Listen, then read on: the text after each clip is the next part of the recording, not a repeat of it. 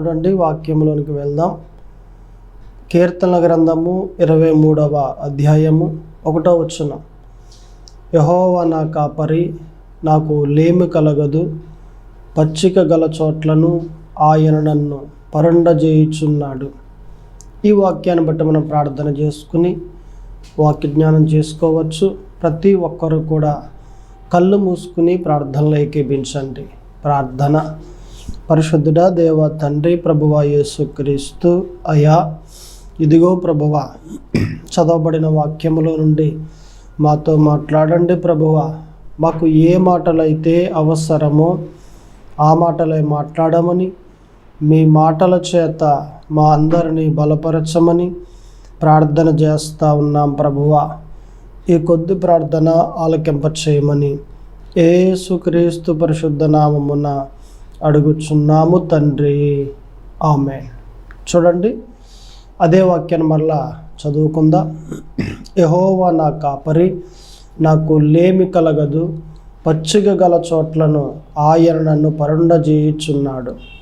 నిజానికి ఈ వాక్యాన్ని మనం అనేక మార్లు చదువుతూ ఉంటాం, అలాగనే వింటూ ఉంటాం. ఈ వాక్యము ఎక్కువగా మన మనసులో ఉంటుంది. అయితే ఇది నిజానికి ఎవరు రాశారు అని అంటే దావీదు రాశాడండి. ఏమని అంటా ఉన్నాడు దావీదు? యెహోవా నా కాపరి, నాకు లేమి కలగదు అంటున్నాడు. అంటే దేవుడు దావీదునకు కాపరి కాబట్టి దావీదుకి ఏం కలగదట? లేమి కలగదు. అంటే ఎవరికైతే యెహోవా కాపరిగా ఉంటారో వారు కరువులోనికి, లేములోనికి వెళ్ళరు. వారికి కావలసిన ప్రతి ఈవి అందేస్తూ ఉంటుంది, దేవుడు ఇస్తూ ఉంటారు. కరువులోకి వెళ్ళకుండా సమృద్ధిలో ఉండాలి అని అంటే యెహోవాను కాపరిగా చేసుకోవాలి మనం. నిజానికి అధికారులు కాదు కాపరిగా చేసుకునేది, పెద్దలను కాదు కాపరిగా చేసుకునేది, లేదా దేవతలను కాదు కాపరిగా చేసుకునేది, లేదా దేవుళ్ళు అనబడిన వారిని కాదు కాపరిగా చేసుకునేది యెహోవాను మన దేవుడైన యేసుక్రీస్తు వారిని కాపరిగా చేసుకోవాలి. ఎవరైతే దేవుణ్ణి కాపరిగా చేసుకుంటారో వారి జీవితాల్లో లేమి కలగదండి. మీకు యెహోవాయే కాపరిగా ఉన్నారా? ఉండాలి. దేవుడు కాపరిగా ఉన్నట్లయితే మీ జీవితంలో ఎప్పుడు సమృద్ధి సమృద్ధి సమృద్ధి తాండవం చేస్తుందండి. అరే ఇంట్లో భీమైపోయాయి, అరే చీటీ కట్టాలి, అరే ఈ విధంగా మీ జీవితాల్లో ఎప్పుడు కొదువు అనేదే కనిపించదు. రేపు మీకు 1000 రూపాయలు కావాలా, ఈరోజు 2000 ఉంటుంది. ఎల్లుండి మీకు 5000 కావాలా, ఈరోజు 10,000 ఉంటుంది. అంటే సమృద్ధి మీకు కావలసిన దానికన్నా ఎక్కువే మీ జీవితాల్లో ఉంటుంది సమృద్ధి. అందుకే బైబిల్లో ఒక మాట ఉంది. ఏ మాట అంటే, పాతది క్రొత్తది వచ్చినను పాతది మిగిలే ఉండును. ఎక్కడ క్రొత్తది రాకుండానే పాతది అయిపోయింది, క్రొత్త దాని కొరకు ఎదురు చూస్తూ ఎందరో ఉన్నారు. వారికి నిలవ ఉందా? నిలవలేదు. సమృద్ధి ఉందా? సమృద్ధి లేదు. నేను అంటాను, దేవుణ్ణి ఎవరైతే కాపరిగా చేసుకుంటారో వారి జీవితాల్లో లేమి కలగదు.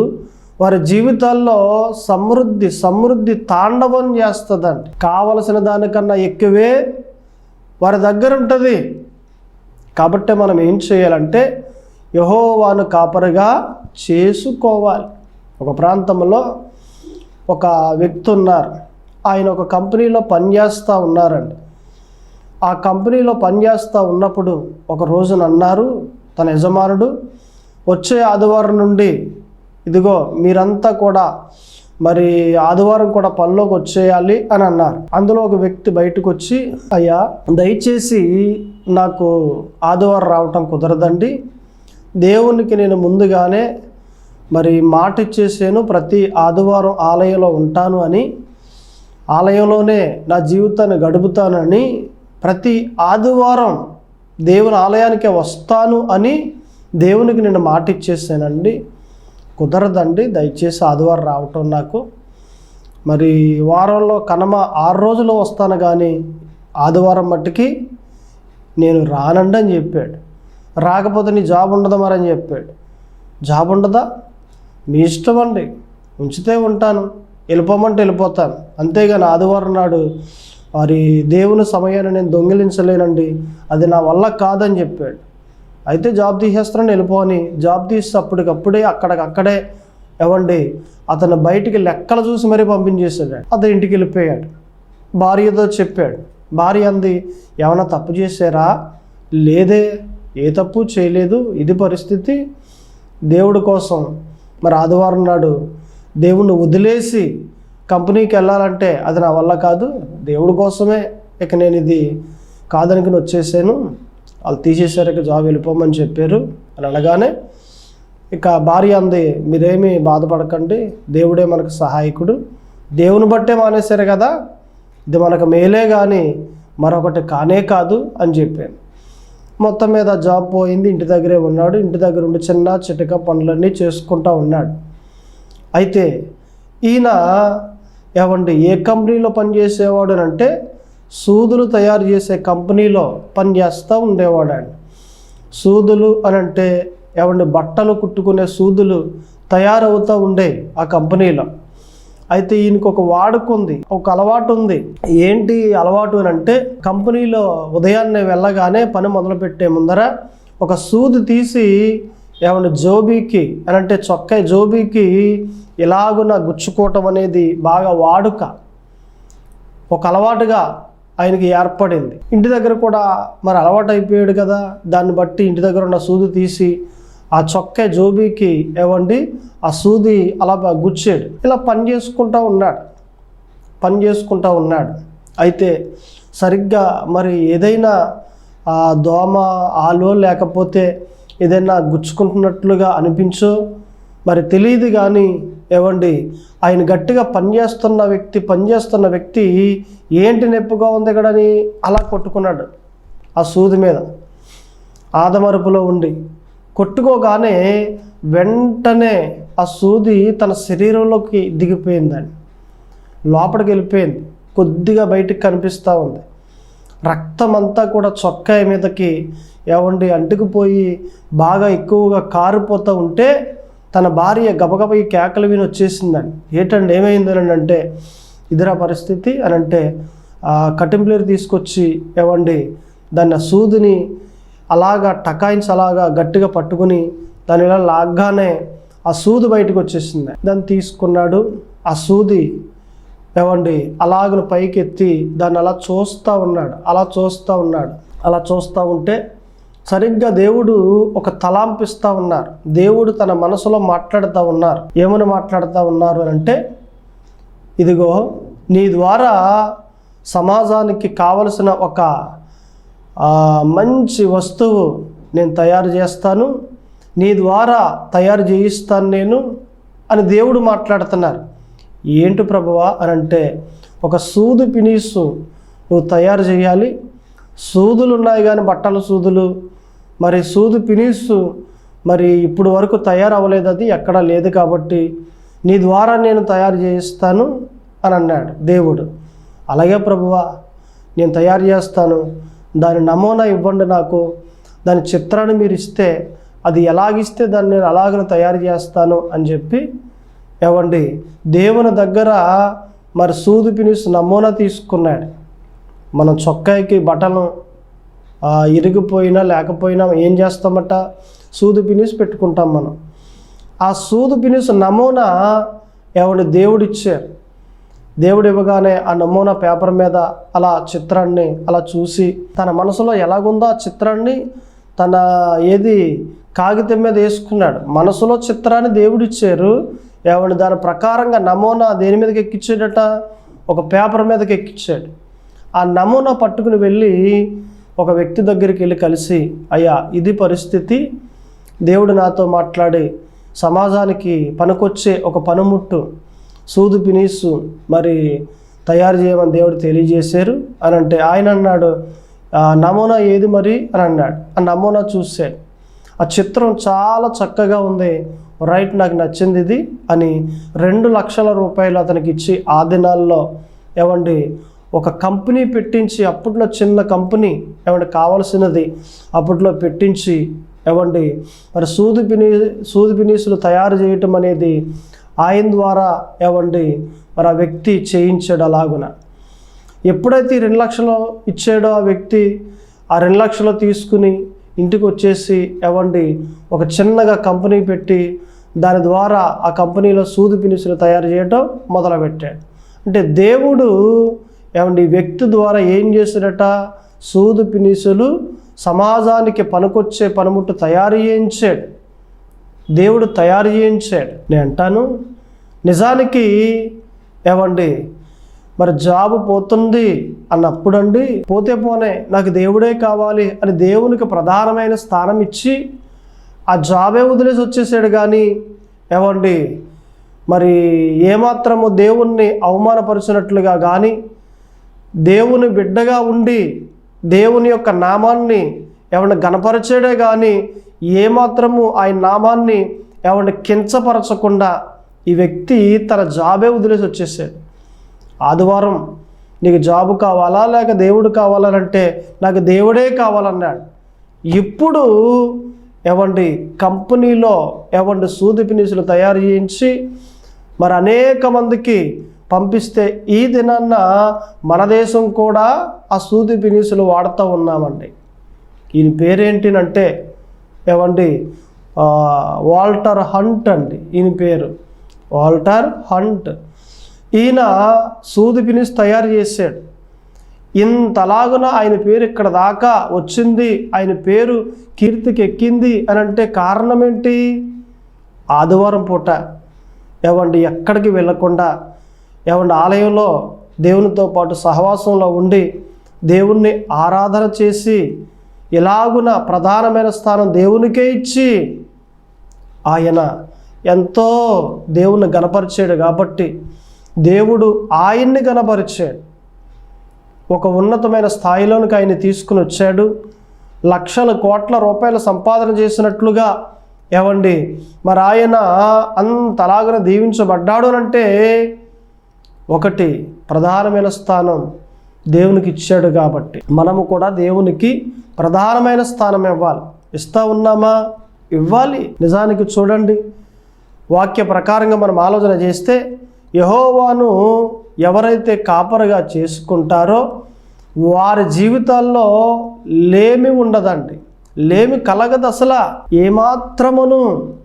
యెహోవాను కాపరిగా చేసుకుంటే లేమే కలగదు. ఈ వ్యక్తి కూడా వాల్టర్ హంట్ కూడా ఏమండి దేవుణ్ణి కాపరిగా చేసుకున్నాడు. కాబట్టి ఇతడు కంపెనీ పెట్టడానికి దేవుడు సహకారయ్యాడు. అలాగునే ఏమంటే సూది పినిసు తయారు చేసి అనేక దేశాల్లో అమ్మేటట్లుగా, అనేక దేశాల్లో ఆయన పేరు పలికేటట్లుగా మరి దేవుడు అంత ఘనతకు ఎక్కించారు అంటే యెహోవాను కాపరిగా చేసుకున్నాడు ఈ వ్యక్తి. ఈ దినాన్న మీరు యెహోవాను కాపరిగా చేసుకున్నారా? అయితే మీ జీవితాల్లో లేమి కలగదు. మీరు ఆలోచన చేయండి. మనం 2వ మాటలోకి వెళ్దాం. చూడండి, కీర్తనల గ్రంథము 23వ అధ్యాయము 3వ వచనం. అక్కడ ఒక మాట ఎలాగన వ్రాయబడి ఉంది, తన నామమును బట్టి నీతి మార్గములలో నడిపించుచున్నాడు. చూడండి దావీదు ఎలా మాట్లాడుతున్నాడు. ఏమండి నీతి మార్గములలో నడిపిస్తూ ఉన్నాడు దేవుడు. ఎందుకు నడిపిస్తూ ఉన్నాడట? దావీదు యెహోవాను కాపరిగా చేసుకున్నాడు కాబట్టి ఏమండి నీతి మార్గాల్లో దేవుడు నడిపిస్తూ ఉన్నారు. నువ్వు యెహోవాను కాపరిగా చేసుకుంటే, నువ్వు దేవుణ్ణి కాపరిగా చేసుకుంటే నిన్ను దేవుడు నీతి మార్గాల్లో నడిపిస్తాడు ఆయన. నువ్వు నీతి మార్గాలు నడవాలా? యెహోవాను కాపరిగా చేసుకో. నువ్వు యథార్థంగా జీవించాలా? యెహోవాను కాపరిగా చేసుకో. నువ్వు న్యాయంగా జీవించాలా? యెహోవాను కాపరిగా చేసుకో.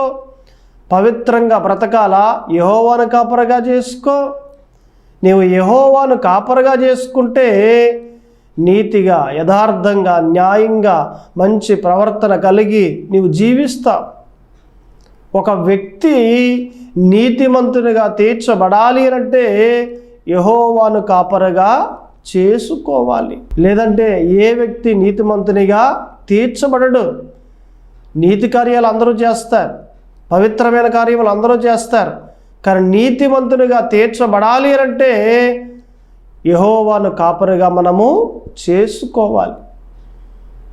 మన జీవితాలు ఎలాగున్నాయి, ఎలా ఉన్నాం, ఎలా మాట్లాడుతూ ఉన్నాం, ఎలా జీవిస్తూ ఉన్నాం, ఎలా నడుస్తూ ఉన్నాం, ఎలా బ్రతుకుతూ ఉన్నాం, ఎలా చూస్తూ ఉన్నాం, ఎలా ఆలోచన చేస్తూ ఉన్నాం, ఎలాగున్నాయి?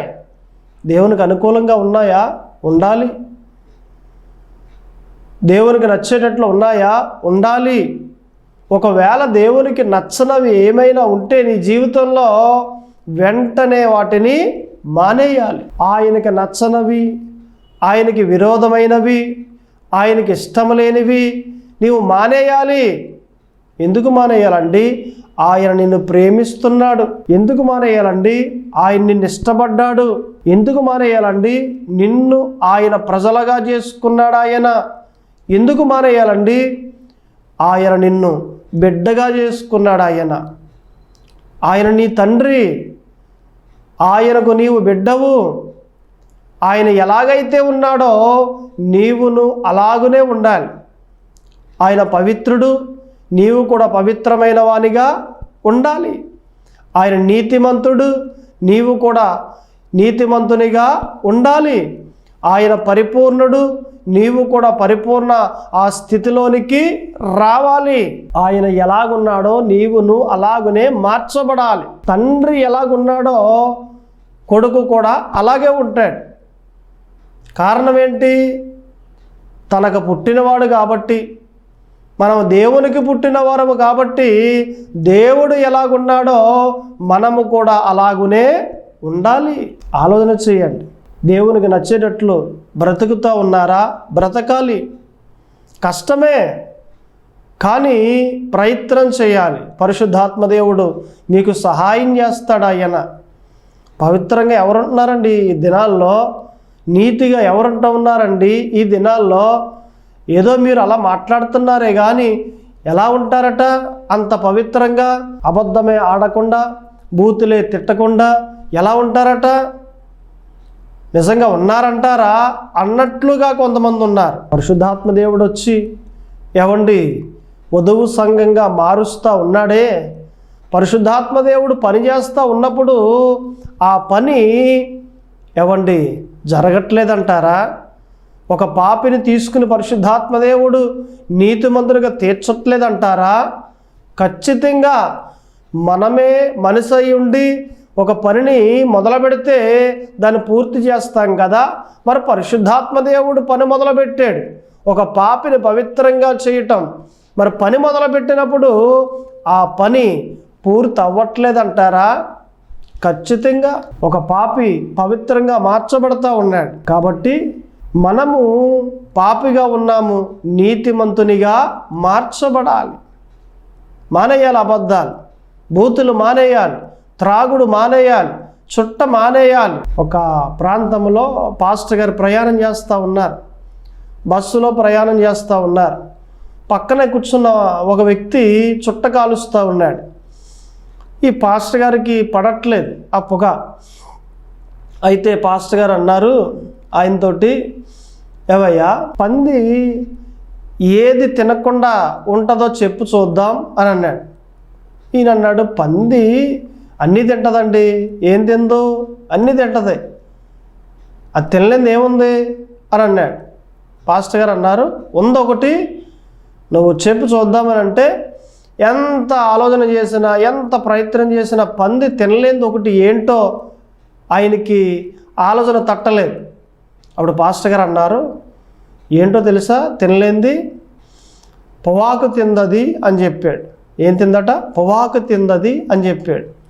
వెంటనే చుట్ట తీసి బయటకు ఆడేసాడు. నేను అంటాను, బహుశా ఆయన ఏమనుకున్నాడు తన మనసులో అని అంటే, ఏవండి ఇక ఒక్క మాటలో చెప్పాలంటే పంది కన్నా పందే తినలేని పొవాకు నేను చుట్టగా కాలుస్తున్నానంటే చుట్టుకుని ఇక దానికన్నా హీనమైన వాడిని అని బహుశా అనుకుని దాన్ని ఏం చేశాడు? ఒక్కసారిగా బస్సులో నుండి బయట పడేసాడు. కొంతమంది మారండి అంటే మారరు. వీళ్ళకి ఎలా ఉంటారు అని అంటే ఏమండి ఎంతసేపు చూసినా బలహీనతను ఉండే గిజగిజలు ఆడిపోతూ ఉంటారు, కానీ ఏమండి బలహీనతను వదిలేయాలి. వదిలేస్తే మన జీవితాలు బాగుంటాయండి. ఒక ఆమె ఉదయాన్నే ఏమండి లెగ్గానే చుట్ట కాల్చే అలవాటు ఉంది. రాత్రిపూట పడుకునేటప్పుడు సూర్యులో పెట్టింది, ఇంటి సూర్యులో పెట్టింది. ఏమండి మరి మెలకు వచ్చేసింది, లేచిన తర్వాత ఆ నిద్ర కళ్ళని అలాగనే మరి సూర్యు దగ్గరికి వచ్చి సూర్యులు ఇలా చేయి పెట్టిందట. దేనికోసం? చుట్ట కోసం. సరిగ్గా తేలు ఉంది, ఆ తేలి కుట్టేసిందని. ఓరు నాయన గమనం తీసేసేసరికి అప్పటికే కుట్టేసింది అది. ఇక చూడండి, బాధ వస్తూ ఉంది. విపరీతమైన బాధ వచ్చేస్తూ ఉంది ఆమెకు. నెమ్మదిగా నడుచుకుంటా ఏమండి బాధపడతా అలాగునే పాస్టర్ గారి దగ్గరికి వెళ్ళిందని. పాస్టర్ గారు అన్నారు, అమ్మా నీకు ఎక్కడ కుట్టింది ఇది అని అంటే, అవన్నీ తర్వాత అండి, ముందు ప్రార్థన చేయండి అని అంది. అలా కాదమ్మా, నీకు ఎక్కడ కుట్టింది ఇది తేలి అని అంటే, అవన్నీ తర్వాత అండి పాస్టర్ గారు, ముందు ప్రార్థన చేయండి, బాధపోవాలి అని అంది. లేదమ్మా నువ్వు చెప్పు, అప్పుడు నేను చేస్తాను అని అన్నాడు. అమ్మో సర్లే ఏమని అనుకుంటాడేమో ఈయన, సర్లే అనేసి మనసులో అనుకుని, ఏమీ లేదండి మరి నాకు ఒక బలహీనత ఉందండి, చుట్టకాల్చే బలహీనత. రాత్రిపూట సూర్యులో పెట్టుకుని ఉదయాన్నే మరలా నేను దాన్ని తీసి కాలుస్తాను. అయితే యథావిధిగా ఉదయాన్నే వెళ్ళి సరిగ్గా చుట్ట కోసం అనేసి సూర్యులో అలా చెయ్యిని పెట్టగానే అక్కడ తేలుందండి, కరిచేసిందండి అని చెప్పింది. అలాగా అయితే నేను ప్రార్థన చేస్తాను, చుట్ట మరలా కాల్చను అని అంటేనే చేస్తానన్నాడు ఆయన. అది ఎలా కుదురుతుందని పాస్టర్ గారు, ప్రార్థన చేయండి మీరు, అది నా బలహీనత, ఒకేసారి నేను మానలేను అని అంటే నేను చేయలేని ప్రార్థన అన్నాడు. అమ్మో ఇది ఎక్కడ ఈ బాధ తట్టుకోలేకపోతున్నావు అనేసి, సరిలేని బాబు మానేస్తాను నేను, ప్రార్థన చేయండి అని అప్పుడు అడగగానే పాస్టర్ గారు ప్రార్థన చేశారు. ఆ బాధ నుండి ఏమండి విడుదల కలిగింది, ఆ బాధ అంతా పోయింది, తేలికైపోయింది. నేను అంటాను కదా, కొందరిలో బలహీనతలు ఉంటాయి. త్రాగుడు, చుట్ట కాల్చడం, గంజాయి, లేకపోతే ఏమండి ఇంకా బీడి, సిగరెట్టు, ఇలాగున కైని, ఏమండి ఇలాగున ఎన్నో బలహీనతలు కొందరిలో ఉంటాయండి. దానికి బందీ అయిపోయి మానలేక అలా జీవిస్తూ ఉంటారు. అవన్నీ కూడా మానేసేవారిగా ఉండాలి. యెహోవాను ఎవరైతే కాపరిగా చేసుకుంటారో ఇవన్నీ మానేస్తారు. మానేయడానికి దేవుడు సామర్థ్యాన్ని ఇస్తాడండి. కాబట్టే ఏమండి మీలో ఏమాత్రము అపవిత్రత లేకుండా ఉండాలి అనంటే, బలహీనమైన పనులు చేయకుండా ఉండాలి అనంటే, తప్పులు చేయకుండా ఉండాలి అనంటే, పాపం, వ్యభిచారము, దొంగతనము, లంచాలు తీసుకోవటము ఇలాగ ఏమి చేయకుండా ఉండాలి అనంటే ఒకటే, యెహోవాను కాపరిగా చేసుకోవాలి. చూడండి, మనం 3వ మాటలోకి వెళ్దాం. అదే గ్రంథములో, అదే అధ్యాయములో మరి 23వ అధ్యాయము 4వ వచనం, గాఢాంధకారపు లోయలో నేను సంచరించినను ఏ అపాయమునకు భయపడను. చూడండి ఎంత చక్కగా ఉంది ఈ మాట. ఏమండి, గాఢాంధకారపు లోయలో నేను సంచరించినను ఏ అపాయమునకు భయపడను. ఎటువంటి శ్రమ వచ్చినప్పటికీ, ఎటువంటి బాధ వచ్చినప్పటికీ, ఎటువంటి శోధన, నింద వచ్చినప్పటికీ నేను భయపడను అంటున్నాడు దావీదు. ఎంత ధైర్యం ఉందో చూడండి. ఈ దినాల్లో ఇటువంటి ధైర్యము ఏమండి ఉందంటారా? విశ్వాసుల్లో ఉండాలి. ఏ మాట పలికినప్పటికీ విశ్వాసముతో పలకాలి, ధైర్యము కలిగి పలకాలి. నా దేవుడు ఉన్నాడండి, నాకేమీ కలగదు, అటువంటి అపాయాలు ఏమీ రావు అని చెప్పగలగాలి, చెప్పేవారిగా ఉండాలి. ఎవరైతే అలాగున ఉంటారో ఖచ్చితంగా వారిని దేవుడు ఏం చేస్తాడట? దీవిస్తాడాయన. నిజమే, యెహోవాను కాపరిగా చేసుకుంటే ఏమండి భయపడము.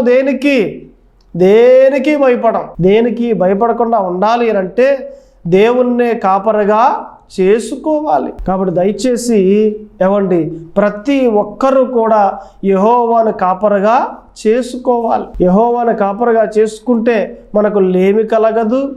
యెహోవాను కాపరిగా చేసుకుంటే నీతి మార్గాల్లో నడుస్తాము. యెహోవాను కాపరిగా చేసుకుంటే దేనికి భయపడము. ఈ దినాల్లో చూడండి, ప్రతి దానికి భయమే, ప్రతి దానికి భయమే. వాస్తు అంటే భయం. ఏమండి, నిజానికి వాస్తుకు భయపడాలా, క్రీస్తుకు భయపడాలా? అమ్మో, క్రీస్తు ఏమన్నా చేస్తాడేమో అని భయపడాలి. కానీ దేనికడ భయపడేది? వాస్తుకు. మన జీవితానికి వాస్తు కావాలా, క్రీస్తు కావాలా? క్రీస్తు కావాలి. ఆ వాస్తు అంటే భయం, ప్రతిదానికి భయమే. ఏమండి, బయటికి వెళ్ళేటప్పుడు ఎవరైనా ఒకవేళ వెధవరాలు ఎదురొస్తే అది భయమే.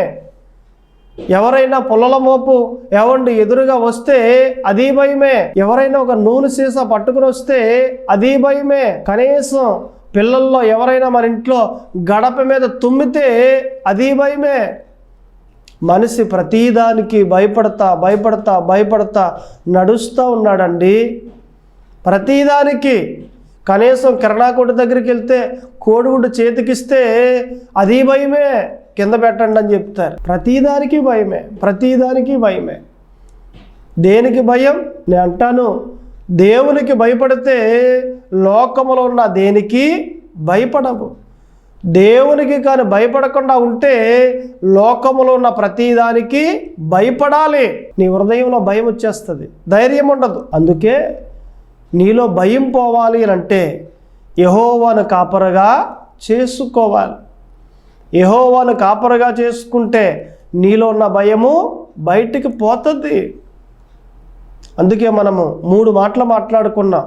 1, యెహోవాను కాపరిగా చేసుకుంటే లేమి కలగదు.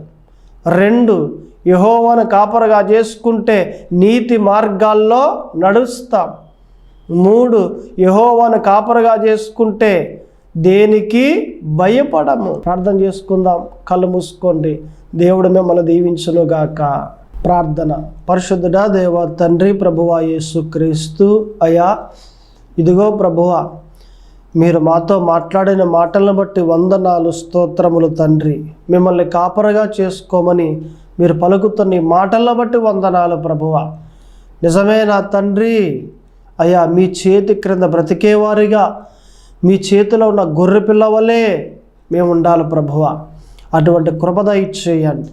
ఇదిగో ఎందరైతే ఈ వాక్యాన్ని విన్నారో వారందరినీ దీవించండి.